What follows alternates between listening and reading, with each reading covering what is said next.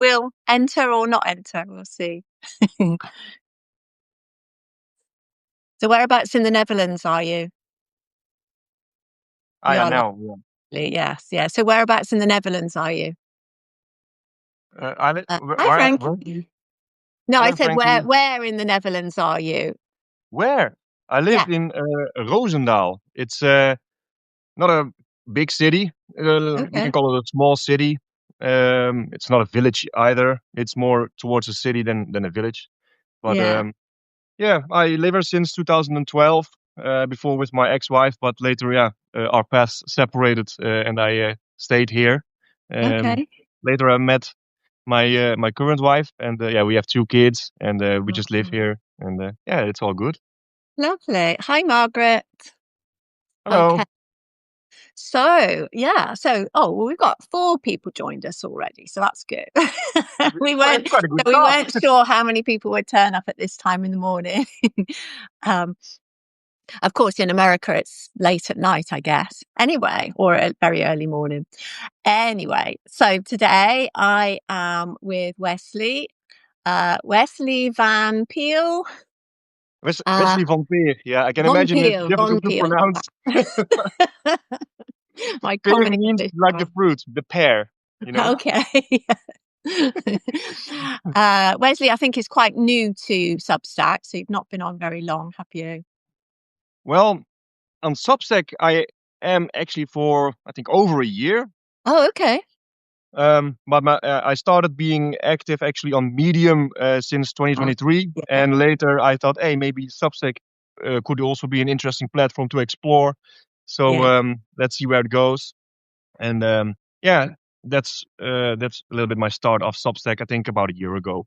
Okay, okay. I think the reason why why I thought it wasn't very long ago is because I think we only connected last week. But as I understand it, the algorithm has changed, and so instead of just showing you people that you've been like following, it's now showing you like random people based on what it thinks you like. So this is why you kind of came into my world, my circle, and that's why we connected. So I know that you live in. Oh, I can't say your name, I'm afraid. Teyasvani. Hello, Teyasvani, if that's how you say it. So I know you Hey, live in I know you live in the Netherlands. I know you're on your second marriage, same as me. And I know you have 2 children. And I believe from one of your previous lives, you have a son who's 7 and a daughter who's 6. yeah, it's all good. That's lovely. Exactly. And hi, Beth, who's just come in. Yeah, and you are interested in psychology and spirituality. Yes, definitely. Those are the two fields that I'm very interested in. But sometimes it's also difficult to determine, yeah, is this spiritually or is this actually on a psychology level? Because those two are very intertwined with each other. And of Yeah, course, everything that we experience and that we take into us, it all goes through the psyche. So, yeah, is everything now psychology or is everything an experience from a spiritual level? Because we are observing the yeah. observed. I don't know. What comes to mind for me would be psychology, maybe is the looking at it from the outside. So, kind of looking at psychology as a topic, a science, a way of no, I would say spirituality is the way of being, looking inside. Psychology maybe is looking external. That's just kind of what's coming up in my brain. I've not really looked very deeply into either of them. My interests are confidence, as you know, being a confidence coach, but also human behavior. I like looking at why people behave the way they do, why they do the things they do. And I like to keep things quite simple as well because my brain can't handle too much information. Uh-huh, uh-huh.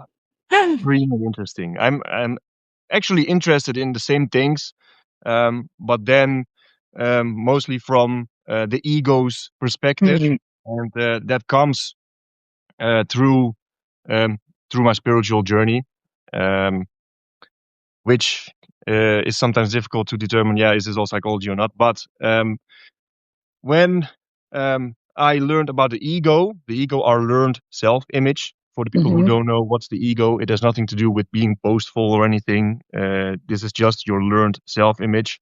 From the moment you got a little bit conscious of the world around you, perhaps when you were 3 years old, until just like a second ago, because all the time spent between that shaped you.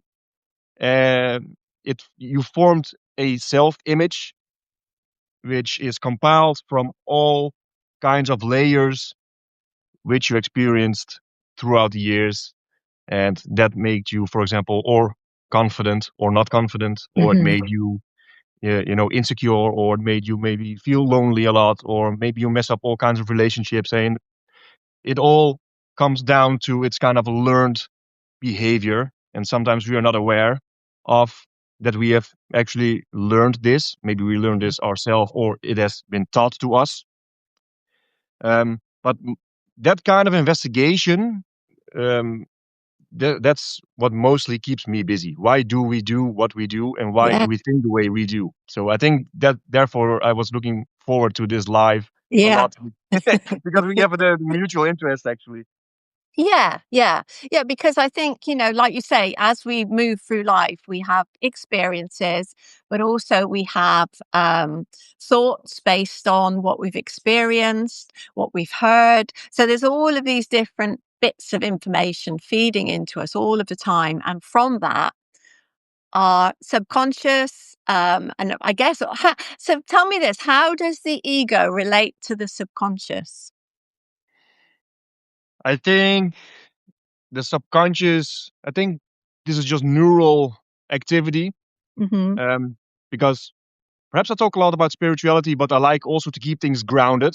Hmm. I don't like. I'm not someone that, for example, believes in gods or afterlife, or I just um, try to keep things the in the same way that I have been doing my investigation. Yeah, so kind of a logical sort of way, yeah? At least what is logic to me. And of course, there are happening a lot of things in life which are logic, but there are also happening lots of things that are not logic, but they Mhm, still happen. And mhm, it's also difficult because, yeah, what is an experience? We exactly, yeah. everything can be interpreted in yeah differently. We are also unique. I don't believe that we are all one. I do believe that we are all just people individually with our own minds and our own brains. Before Okay. I had experimented with the thought that we are all sharing the same consciousness.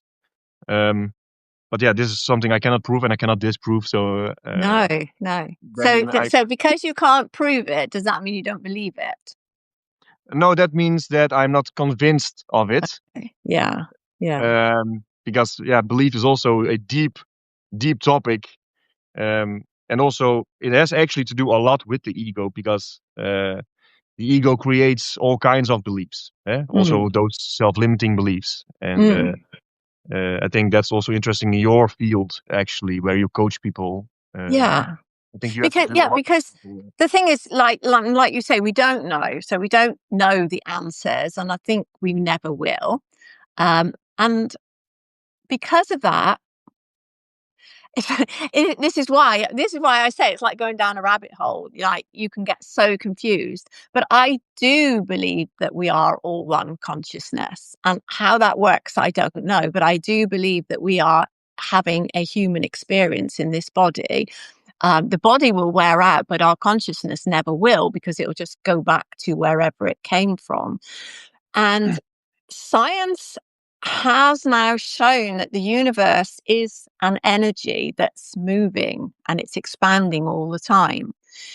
So it It it it could that ties into, for me, that ties into the fact that there is this energy that flows in and out of us. Now, if you read some everything of is. my posts, to me, that's love energy. I call it love. So in the Bible, and I'm not religious, I haven't even read the Bible apart from at school, but I know that they say that God is love. And so if God is this energy that's in the universe, then God must also be love, which to me is the energy in the universe. So it all comes out the same to me. And it's taken me a little while to work that out because I never had any like religious beliefs at all. But then I had to like weigh up, well, what's the universe then? And what is this energy? And this is kind of the conclusions I've come to. Yeah, it's difficult because when you make things smaller and smaller and smaller and smaller, eventually you are, beneath the cell. What's beneath the cell? It's this part, it's Yeah. this part, it's this part. Where does it end? What's the source? Yeah, And exactly. it could be very well that this is all, that our bodies are consciousness experiencing itself.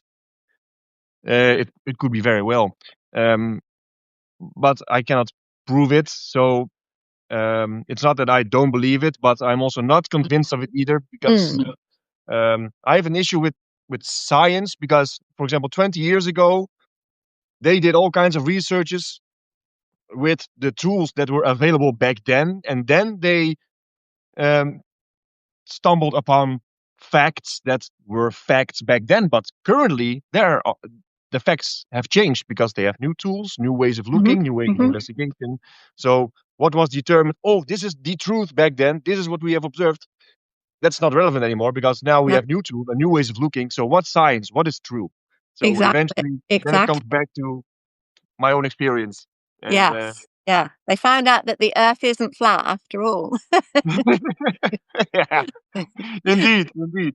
So that way, um, I think it's interesting to do inquiry, Yeah.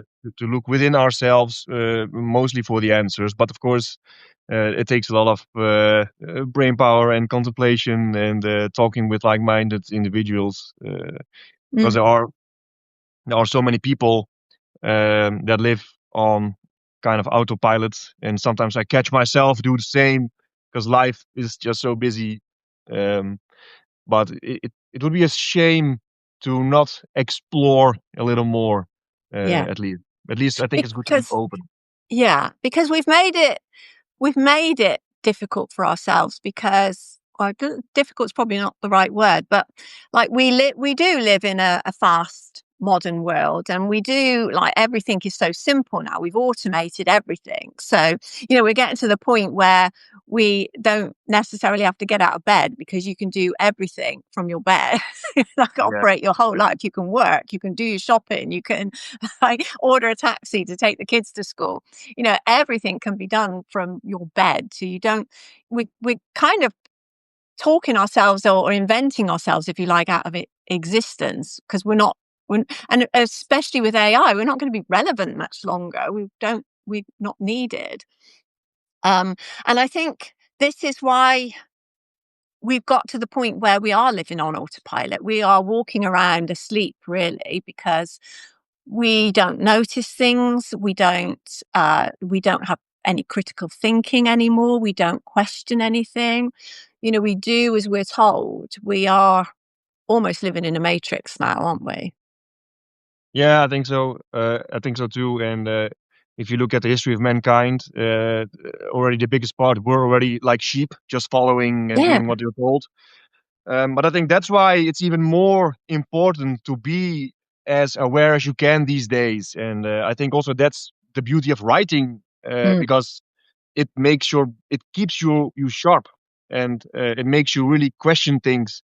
Because mostly when I write about things, then I start contemplating, and I try to really express myself, express my thoughts and feelings into words, and you have to think to make that also understandable for someone else.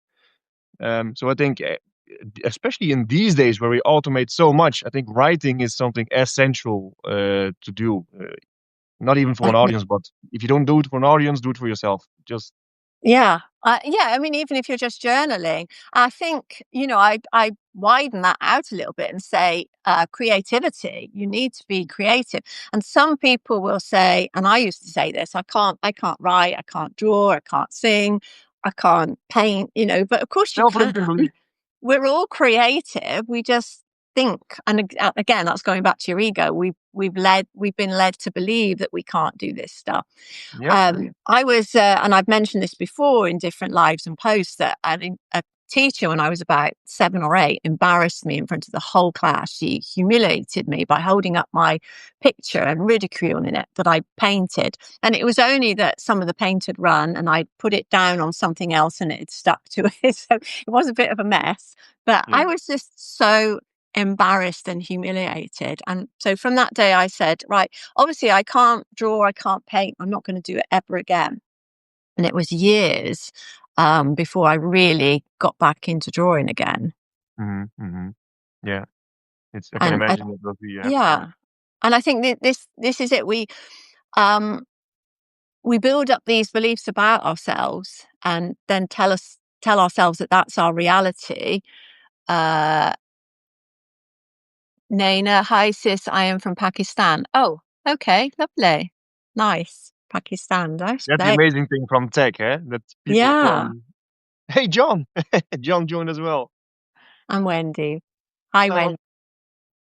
Now, Wendy knows all about the law of attraction and the universe. So you would have a good live with Wendy. You'd have a good argument with her because you're you're not convinced of what she's talking about. Those are the most interesting conversations. Very opposite opinions. Um, but yeah, what you just described. Yeah, The thing is, if you um, believe those stories you have told yourself that has emerged from the experiences you have had in your past, then your whole life it will limit you in some way, and you will feel cramped, not free. Um, well, the thing is that if you think about it, why should we actually keep believing in these stories? Because in the end, it's all stories, and mm, we are not our thoughts because we can observe our thoughts. So that's already a difference. And if you detach the thought from the story, only a thought remains. And usually, when I, for example, need to deal with something heavy, something emotional, something that I struggle with, then I try to not run from that feeling. I try to sit with it and just feel it. Just feel it. Because resisting that's exactly a trait of the ego. The ego always wants to get rid of something or it wants to take something. But when you just fully allow, just it's allowed. yeah, It's okay. I can feel this. It's okay. And just sit with it. And if it sucks, then it just sucks. It's okay. And if it feels good, then it feels good. That's also okay. It's also fine.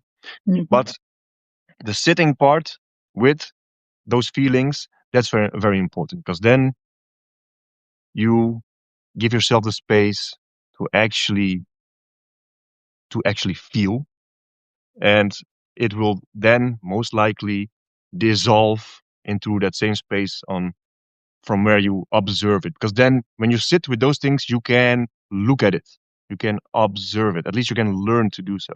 Just like yeah, there are clouds in the sky, they are illuminated by the sun. Talking about consciousness, you can, for example, say the sun is the consciousness which illuminates the clouds in the sky. Consciousness illuminates the thoughts in your mind. Same principle, same metaphor. And also the clouds will dissolve eventually. Nothing yes, is permanent. Change is yeah. only constant, of course. Yeah, the sun is always there. It doesn't disappear. Even if the clouds are in front of it, it will always come back out again at some point, which is a good metaphor for handling bad situations.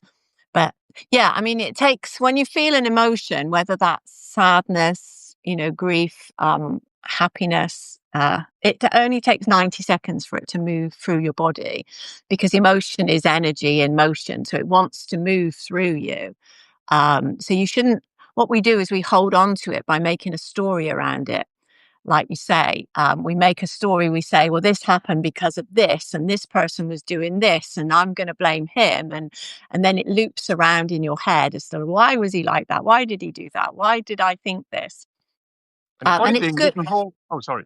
Yeah, I was going to say, it's good to have those thoughts. It's good to analyze why you're doing what you're doing, but in a way that you're observing it. You're not in the story anymore. You are putting the story over there. Like, and this is where journaling helps, because if you write it down, it's like you're tipping it out of your head onto the table and you're just examining it. So, okay, I was thinking that. Why was I thinking that? Where did that come from? What did it remind me of?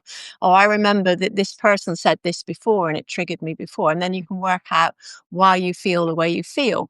But that initial feeling by then should have gone. You should have just let it go. And now you're looking at it from the outside. Yeah, and the funny thing is, two things come to mind. Letting Yeah. go is also a action from the ego, but doesn't want to feel the emotion because it wants to get rid of the emotion. It doesn't like it, so it wants to let Oh, go. right. The ego is the doer here. So when you try to let go, you are actually not trying to solve the problem naturally. Let it dissolve. That's one thing that comes to mind. The other thing, what comes to mind, is that all those things are only mental events. In Sanskrit, in Buddhism, in Sanskrit, you call these vrittis, mental objects, they call it. Okay. And those bad thoughts or whatever, they're all in here because you are in the now. But those things you have experienced, they are in the past. They are not in the now. Mm. And it's 99% of the time, you're just fine because you are now. The only reason that you are not fine is because you keep replaying the stories, the mental events, you keep watching them in your mind. And that's where the suffering comes from. Yes. That's why you keep alive your own suffering most of the time. Yes. Yeah. Yeah. Yeah. So suffering is like, I can't remember who said it now, but the second arrow, you get hit by the first arrow and it hurts. But then you stab yourself with another arrow because you keep suffering Yeah. going. I always say when I talk to people about this material, I always say you give yourself a stick and you keep hitting yourself on the back with the same stick. Yeah. Why do you do that? Yeah. And and then most of the time the resistance to all of that, that is what keeps it all alive because what you resist persists. Yeah. And that's what keeps the suffering alive. But there is also, of course, one positive thing because all suffering leads to growth. Yes. Yeah. Suffering can be seen as not recognized love. Yes. Yeah. But you said something just now about when I said releasing, and you said that's the ego wanting to release. About letting go, about letting go. But letting go. Okay, letting go. Yeah. Yeah. Letting go of Yeah, if you try to yeah. let go of something, then you are actively trying to oh no, I should. Then you create some kind of disattachment. Mm. Then you do not want to feel it. You want to get rid of it. So you create, you tell yourself the new story. So the ego is smart. The ego tells itself a new trick. Oh, like this, I can't get rid of this. I just need to let go because that's what the guru says, or my teacher is telling me that. So, so then you let go. At least you try to let go, but then you just disassociate from that feeling. But the problem with disassociation is that usually you cannot disassociate yourself from one thing.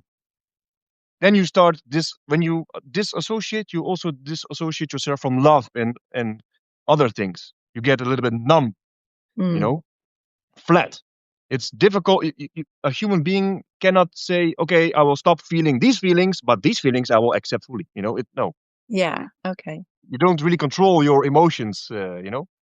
No, Frankie just said, notice without attaching, which is what you're saying, basically. Yeah. Because that's exactly where the suffering comes from. It comes from identifying with whatever it is you're feeling. Because when you sit on the couch in the evening and you feel lonely, then when most people identify with that feeling, then they are lonely. You don't think, Uh-huh. oh, I Yeah. experience feelings of loneliness tonight. No, I am lonely. Mm. And if you were, for example, you were frustrated because your kids did something, and god damn it, go to your room, and then later you start to feel sorry to yourself. I am such a bad father. No, that's just a feeling. You messed up. Okay, that's fine. It happened. You cannot return back in time and try to do it Mhm. differently. No. But then when you identify with it, then you are a bad father. But when you Mm. do not identify with it, when you can be aware and look at it without attaching yourself, without identifying yourself with that thought, then, oh, I experience having the feeling of being a bad father. That's already a huge difference than, oh, I am. Mm. Yeah. That's what I mean. Yeah. So stepping away from it and not not becoming it. Not becoming Yeah. it, indeed. Yeah. That's the whole thing. And that's one of the things that, in my experience, spirituality is about. It is more, you know, when I, when my spiritual, when one of my spiritual teachers taught me what is exactly spirituality, it was just simply the definition of looking at the reality as it really is. Mm. Learning to look at reality like it really is. And then, of course, when you start to turn inward, then you notice at some point, but wait, what I think is only a thought. I am not my thoughts because I observe my thoughts. So I cannot be them. I see the TV from here. I observe the TV. I am not the TV. And when I focus, then I can focus on the thoughts. So I am not my thoughts. I am the Mm. experiencer, the observer of it. And that makes it at least interesting enough for me to question the credibility and the truth. It's, in the end, it's just a voice in my head talking, Mm. saying all kinds of stuff all day long. But why though? Where does that come from? Where does that voice come from? That voice, that's the ego. That is ego. Yeah. That's the ego. That's the one you hear in your head. That's the learned self image. That's the ego.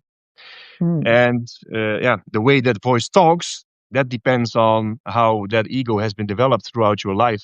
Yeah, because you can have also all kinds of thoughts like, oh shit, I'm afraid, I'm scared, I have anxiety, I'm Yeah. insecure, whatever. I'm afraid to talk in public, or I'm afraid to do this go live with you or something. Oh, I have a go live. I'm stressed because people can look at me. All things of the ego, and it all depends on what have you experienced and how far are you on your journey of self-inquiry, of Mm. questioning your beliefs. That's depending the direction of that voice. So Frank is asking you a question, and where does the ego come from? The ego, because it's a part of being human. It's a Mm. psychological construct. It's every human being that lives among other human beings has an ego.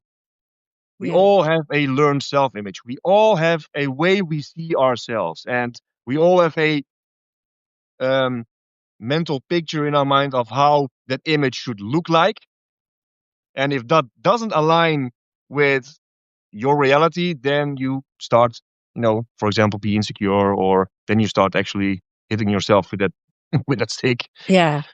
And yeah, everyone has an ego. Animals, I don't believe animals have an ego. For example, they have no clue. They're No, just being. They I just think are. yeah, I think animals can't have an ego because they only live in the present, don't they? They don't live in the past or the future. They never think about the future, as far as I know. Um, so therefore they can't have an ego because the ego doesn't live in the present either. Is that right? The ego can live in the present because Okay. if I now decide to be very aware right now, then my ego is also living in the present. But the ego can, of course, also get stuck in the past, and that's where traumas come from. Because Mm. traumas are mental events replaying over and over in your head, Yeah. which Yeah. which causes a lot of mental suffering. And Yeah. uh, the future is also a place where the ego can live in. All the time you see, for example, a sausage in front of your head, and I want it. I want to be rich. I want to be whatever. It's a Yeah. sausage you want to grab and eat. That's Yeah. also the ego. The ego has hope and sees itself in all kinds of ways in the future. But yeah, that's of course only another story because the future isn't there and the past is gone. So the only thing we have is the now. Yeah. So I guess we just don't know exactly what the ego is. We know what we know it's our our identity and all the beliefs we've built up. But why we think that, where it comes from, it's just like you say, it's a human trait that we can never get rid of, I don't think.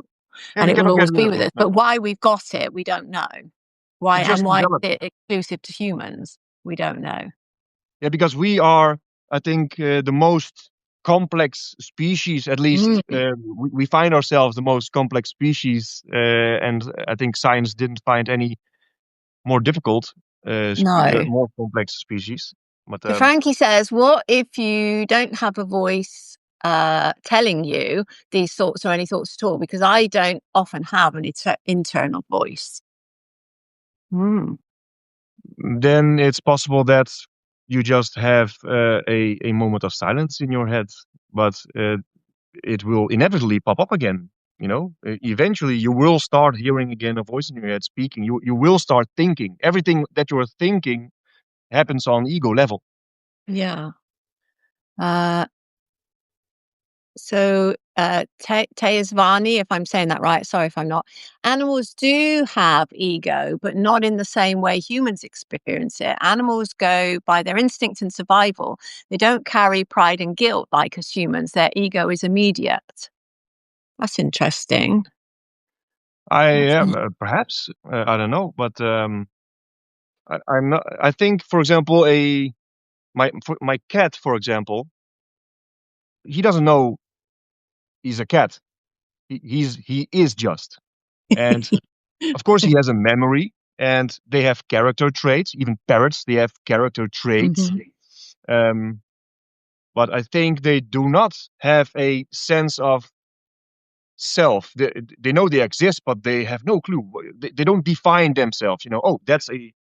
Maybe they see another dog and then think, Mm. oh, that's a different. Perhaps is that a different being than me? And oh, those are humans walking there. And oh, I think they can realize that. And of course, when you hit an animal, it will remember. Oh, danger. Mhm. It has a memory. But I don't think, when you hit an animal, it can also be traumatized, of course. It can be scared when you abuse an Yeah. animal. So there is a certain memory aspect, of course, taking place. But I think they don't question why this is happening to me. What No. am I, or whatever. And I think that's typical human, typical ego. Yeah, like a cat trying to catch a mouse and he doesn't get it, and he sits there thinking, "Oh, I'm such a useless cat. I Yeah. can't even Oh, catch a mouse. I cannot even catch Everybody him else out. catches mice, I and I am don't. such a stupid cat. I'm so stupid." I don't think Yeah, they think like that. I don't think so either.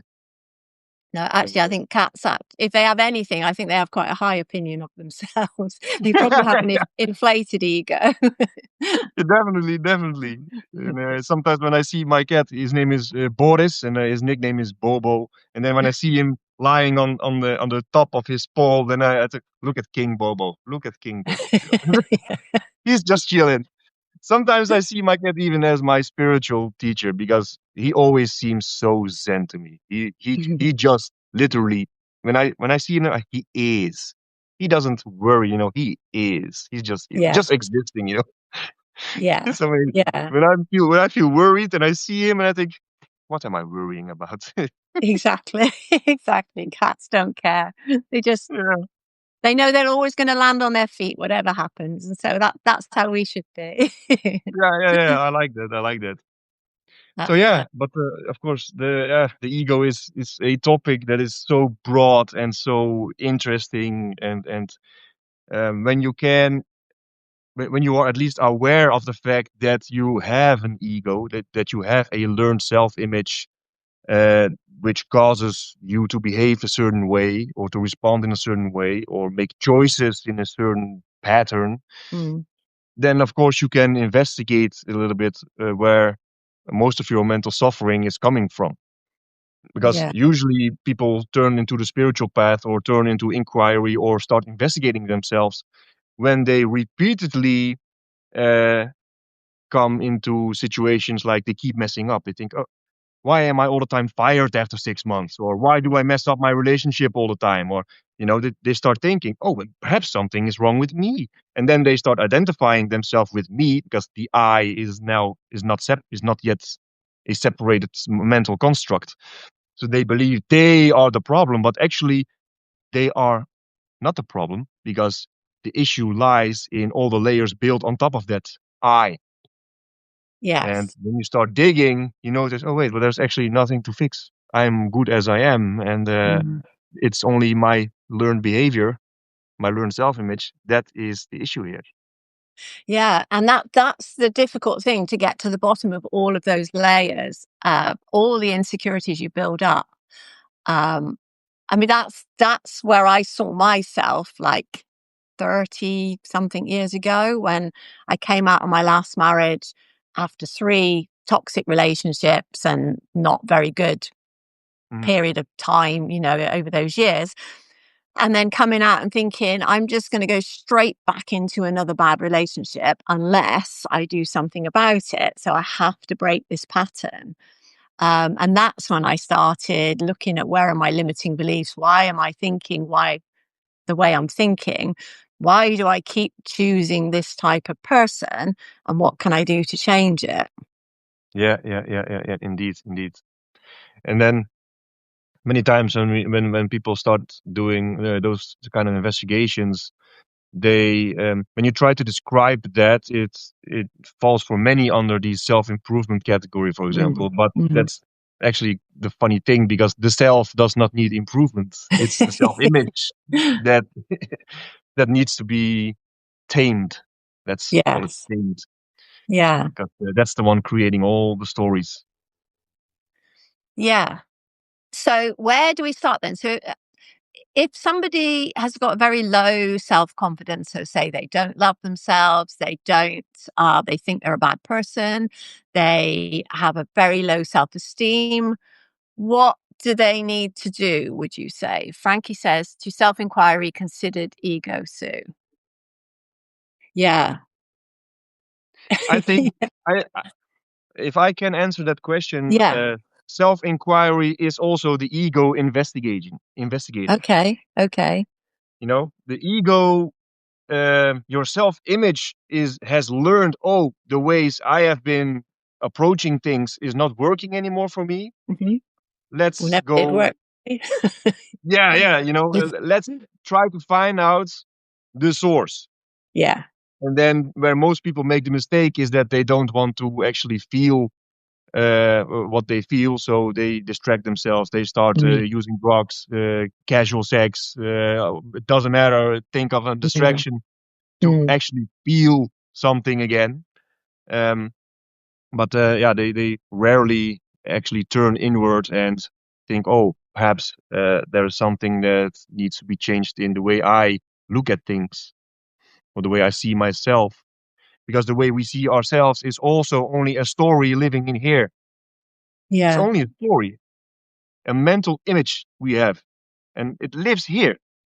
Yeah, yeah. Because mine was definitely a story that I told myself, that I wasn't good enough. That is the story I told Exactly. myself. But So but therefore, nobody because I'm told. not good enough, I deserve all of this pain I'm Yeah. getting. It's all self-inflicted, really, because I was like calling it into my world by, to me, having a low vibrational energy. So not being the best I could be. But again, you're going to say that's the ego again doing that. Yeah. But Frankie's asking, is the ego essential then? The ego is definitely essential. You cannot separate yourself from the ego. The ego cannot die unless, of course, your body die and there is no ego anymore to experience. Mm. But the ego is essentially a very helpful tool. It's a helpful mental construct. My ego decided that I want to do my hair this way today. It decided I wear this Look black nice. sweater. Thank you. It decided I wear my beard this way. It decided that tonight I want to eat pasta instead of French fries. And that's uh, the simple things for survival. That's ego, to place yourself in the world among others, to navigate around. That's actually ego's basic purpose. And the point where people get into a lot of trouble is that the ego starts to um, mess around with all kinds of business it shouldn't be mess around with. Yeah. It's people don't realize it should be the ego is actually only for simple matters, and um, nothing more complex is required. But we make it complex. We learn that. Mm. And many Yeah. times we cannot help it because we had parents who taught us how we should think. And for example, when we were young, we got rejected a lot. It's inevitable that you don't reject your children. For example, when I look at my kids, even in the smallest way, for example, they ask, "Oh, Daddy, can I have an ice cream?" Then if I say, or they eat an ice, wait, let me start again. Ice cream. They want an ice cream. I say, sure, that's okay. After that, my daughter, for example, want another ice cream. I say, Mm. are you crazy? Another ice cream? A second one? No. I reject her. And it's different when I would say, oh, I understand that you would like another ice cream, but you don't get one right now. You just had one. That's a way of difference than saying, oh, are Yeah. you crazy? Yeah. Okay? Or if a child is eating, a child is young and it's eating and it doesn't want to eat what it's getting served, it doesn't like the vegetables or something, and you get into an argument, and the child decides to take the plate and splash it into the wall. Mm. God damn it, are you crazy? Go to your room or whatever. Parents get crazy, of course, Yeah. Yeah. The child is rejected. It is told you are not good as you are at this moment Yeah. Yeah. because you are angry, and we that behavior is not desired here. But it's different, and that's of course very difficult to do so. But it would be different. Say, hey, um, I see that you are very angry right now, but it's not necessary to throw the plate off the Mm. table because now Mm. it's all mess. That's a Yeah. huge difference. You do Yeah. not reject the child. The child is allowed to be angry. There's nothing wrong. We all can be angry sometimes, but you Yeah. don't reject the child. No. And from those mini situations, let's call them those, there are all kinds of ways we feel rejected and we get rejected throughout our whole lives, which creates those self-limiting beliefs. Definitely. Definitely. Yes. Yeah. Yeah. Because the child learns that if I don't like my vegetables, you're going to get angry. So therefore, to make you love me, I need to eat vegetables. But that, or if I, because often a child will just do stuff to get your attention. So, like, if you're ignoring me, I'm going to do this, and you'll get angry. But at least I'm getting your attention. But there was a client, I've mentioned this before, but a client that I had who had trouble losing weight, and she was kept trying to lose weight, but she couldn't stop eating, so she was always binge eating. She actually would sit and eat a whole loaf of crusty bread. And when we went back into looking at limiting beliefs and back into her childhood, her mother, who was very obese herself, would insist that you ate all of your food off your plate, but she Yeah, yeah. also piled the plates up really high. And so she would say things like, "You don't love me. I've cooked this for you and you can't, You're not you grateful. won't eat it." Yeah, yeah. And there are children starving and Yeah, you're leaving food on your plate, children are starving in the world and all of this. And so she grew up and her, whether that's her ego or her body or whatever, but something was telling her, you must eat lots. You've got to eat lots. And that's why she couldn't lose weight, because if she lost weight, she would be disappointing her mother, who had died 10 years before, was no longer around. So when she understood that, and when she went back and forgave her mother for the way she treated her, because apparently that was the other thing, she felt a lot of guilt around her mother's death because she'd never made it up with her mother, having fallen out with her. So it's really, really interesting. And this is what interests me about the way why we do things that we do and the way we behave. When you link it back, it's nearly always something in your childhood that told you you're not good enough in some shape or form. And you've taken all of that and carried it with you throughout your life. Indeed, indeed. And that's exactly how the ego develops its limiting beliefs. And Yeah. what is there? The ego is This a thought, is a concept. the quiet mind mental. The ego is a thought, a concept, not something to escape, but to be aware of. These days, I'm more interested in the quiet place from which all things are born, including the ego. Hmm. Yeah, the ego. The ego is um, the ego is a thought. I think you could perhaps say that you can observe the ego thinking Yeah, from awareness, because yeah.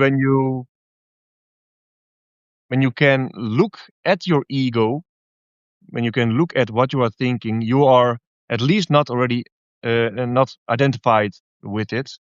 Then you are in that state of awareness that can look at at your own ego. Mm. And yeah, that quiet place, it can be uh, usually when you start meditating, you can perhaps enter that quiet place. But I believe there are two sorts of meditating, and one method of meditation I call wellness meditation, and that's, I call it wellness meditation because the same effect can be achieved in the sauna. You are just calming yourself, relaxing. Yeah, yeah. It's like wellness. You just you listen to a voice that gives you some affirmations. You are good as you are, and all Hmm. relaxing, Hmm. calm.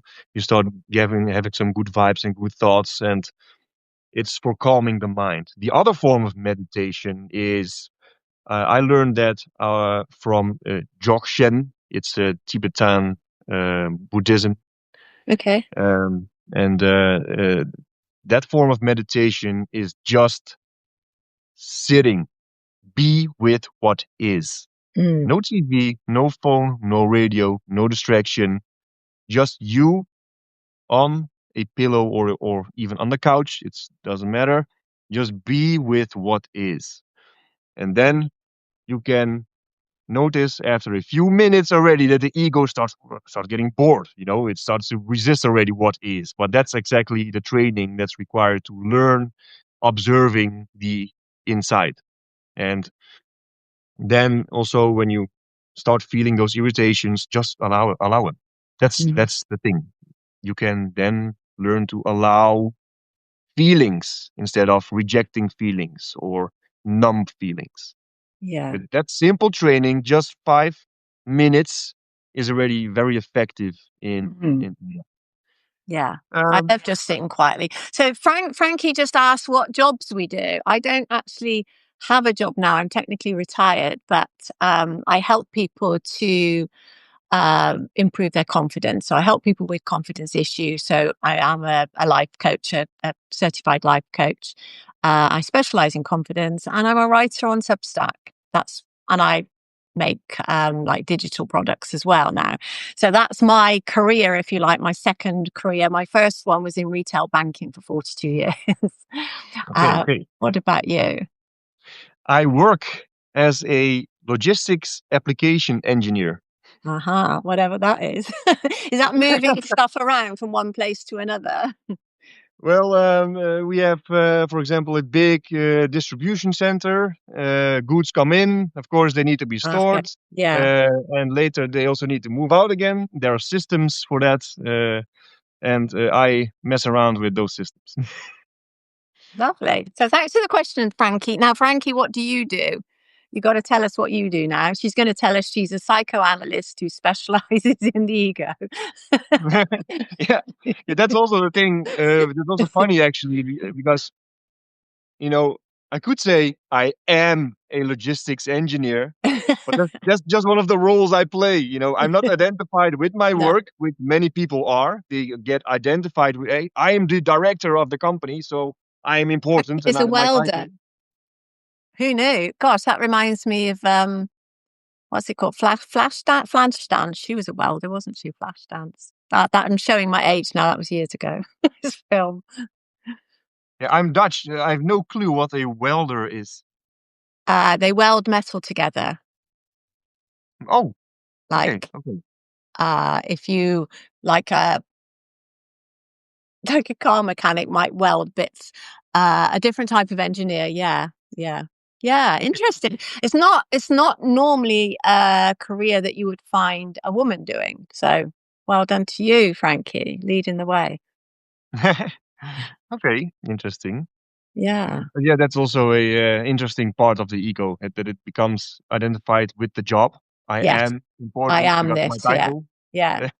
Mind you, I But always say I was in retail banking. I don't say I'd never say I was a banker because bankers have such bad reputations. oh, No, I was in retail banking. It wasn't me. It wasn't me. that's also the ego, worrying about its reputation. Yeah, you can't get away from it. No, no. Yeah, indeed, it's the ego is so sneaky, it's so smart, and yeah. Yes. Yeah. Yeah. Oh well. Oh well. Anyway, it's been absolutely lovely talking to you. I've really enjoyed this. So is there anything that you wish I'd asked you that I didn't?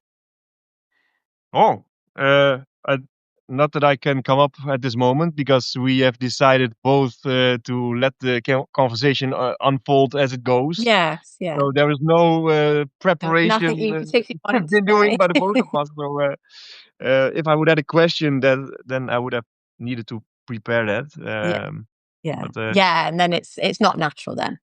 it's not Okay. natural. But I would like, if you are interested too, that Mm, we can another time do another live session. definitely. Yeah, definitely. Again about, and Thank you, now Frankie. we Frankie said it great was a chat. great chat. Thank you, thank you. Yeah, and I think Sue, I just met her. I think she's a very interesting person, and as you have noticed, it's lovely to talk to. We can, I think, talk really for a long time. We could, yes, yes. But I'm And conscious my husband will be wanting his lunch in a minute, so okay, okay, okay. yeah, no, it's been really great. Does anybody else have any questions before we go? Don't let me finish with people thinking, "Oh, I really wanted to know this and I didn't ask it." So if you have any questions, just ask them now before we close off. But otherwise, thank you so much for coming and listening. Have another live this afternoon if anybody's about. I'm with Margaret Williams, who I don't know whether she's still on here. She popped on at the beginning. She might have gone by now, which will be really interesting because we're talking about codependency, um, passive aggressiveness, and something else. But yeah, very interesting. She's a lovely lady. Thank you for answering my questions. You're welcome, Frankie. It's lovely, lovely to have you here. Okay, so it doesn't look like there's anything else. So I will, yeah, we'll definitely do another live. It's been really good talking to you. Thank you. And Yeah, thank likewise. Thank you you for too. being here. Take care then. Bye. Take care. Bye bye.